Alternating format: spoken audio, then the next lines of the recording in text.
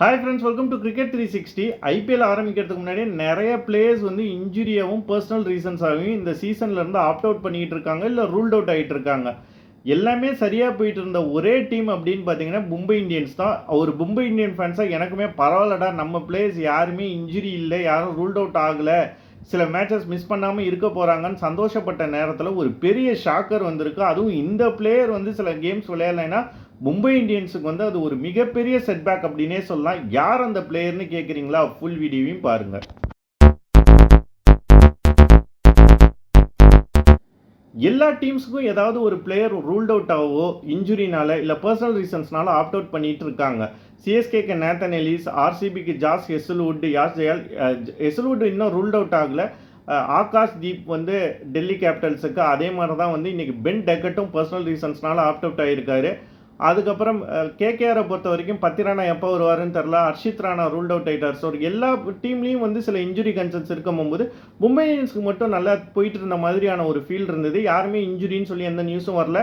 தீபக் சக்கார் கூட வந்து சீசனோடைய மிட் சீசனில் தான் இன்ஜுரி ஆவார்னு சொல்லி நாங்களே வந்து ஒரு முடிவில் இருந்த போகும்போது ஒரு பெரிய ஷாக்கராக அஃபிஷியலாக இல்லைனாலும் நிறைய மீடியா ரிப்போர்ட் பண்ணிகிட்டு இருக்கிறது வந்து பும்ராவுக்கு ஆங்கிள் இன்ஜுரி இருக்கிறதாவும், பிசிசிஐ வந்து அவரை தொடர்ந்து வந்து ஆக்சஸ் பண்ணிக்கிட்டு இருக்கிறதாவும், அந்த இன்ஜுரியை ஆக்சஸ் பண்ணிக்கிட்டு இருக்கிறதாவும், அவரோட ஃபிட்னஸ் டெஸ்ட் 27th அன்னைக்கு இருக்குது. Final fitness test before IPL final fitness test வந்து 27th இருக்குது. ஒருவேளை அதில் அவர் ஃபிட்னஸ் பாஸ் பண்ணிட்டாருன்னா ஃபஸ்ட் கேம்லேருந்தே விளையாடலாம், இல்லைனாலும் செகண்ட் கேம்லேருந்து விளையாடுவார் அப்படின்னு சொல்கிறாங்க.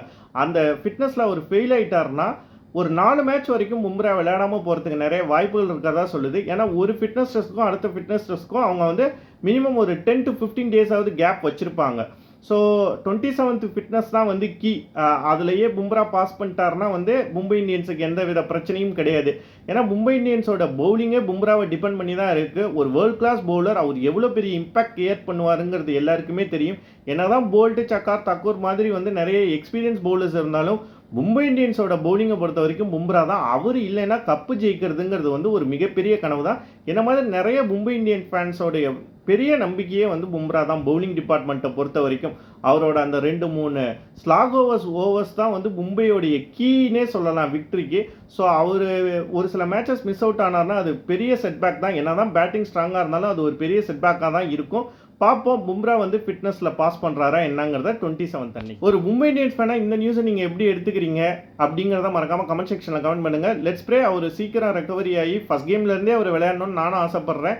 எல்லாரும் அதான் ஆசைப்படுவீங்க ஆஸ் அ மும்பை இந்தியன் ஃபேனாக. பார்ப்போம் என்ன நடக்குதுன்னு. தேங்க்ஸ் ஃபார் வாட்சிங் திஸ் வீடியோ.